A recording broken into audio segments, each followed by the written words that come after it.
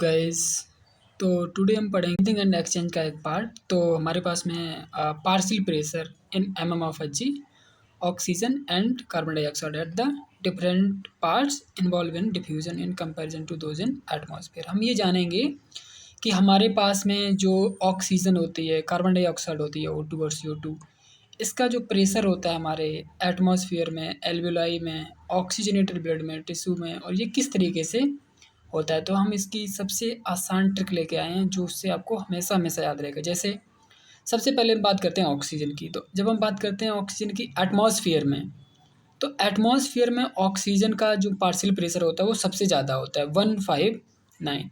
अब जैसे जैसे हम एटमॉस्फेयर से बॉडी के इनर पार्ट्स की ओर बढ़ते जाएंगे, वैसे वैसे हमारा प्रेशर कम होता जाएगा। देखो, एटमॉस्फेयर में हमारा प्रेशर 159 ऑफ एच जी है।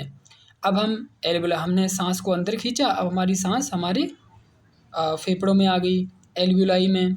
तो अब एल्वियोलाई में हमारा प्रेशर कितना हो गया, 159 ऑफ एच जी। अब हमने फिर से सांस को, अब हमारी सांस और अंदर हमारे बॉडी के अंदर ट्रैवल किया, तो ऑक्सीजनेटेड ब्लड अब जो है एल्वियोलाई से, आपको पता होगा, एल्वियोलाई से टिश्यू तक हमारा जो ऑक्सीजन है वो कौन किसके माध्यम से जाता है, ऑक्सीजनेटेड ब्लड के थ्रू जाता है। तो अगर हम ऑक्सीजनेटेड ब्लड को देखेंगे, उसमें हमारा ऑक्सीजन का पार्शियल प्रेशर होगा 95। उसके बाद अब ये ऑक्सीजन कहाँ जाएगी, टिश्यू के पास जाएगी। तो टिश्यू में ऑक्सीजन का पार्शियल प्रेशर और कम हो जाएगा, जैसे 40 एच जी।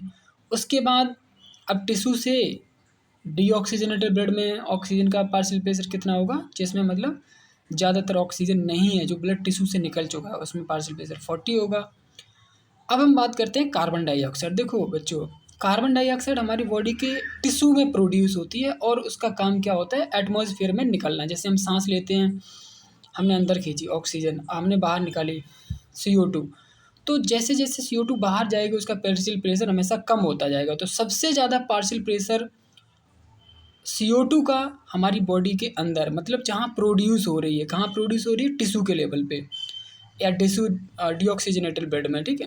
मतलब पहले टिश्यू में प्रोड्यूस होती है, उसके बाद वो डीऑक्सीजनेटेड ब्लड में जाती है। तो हम इस तरीके से याद रखेंगे कि अंदर से बाहर की ओर प्रेशर घटेगा, किसका, CO2 का, कार्बन डाइऑक्साइड का, लेकिन मतलब बढ़ेगा, सॉरी, डीऑक्सीजनेटेड ब्लड में कितना है, 45 एच जी।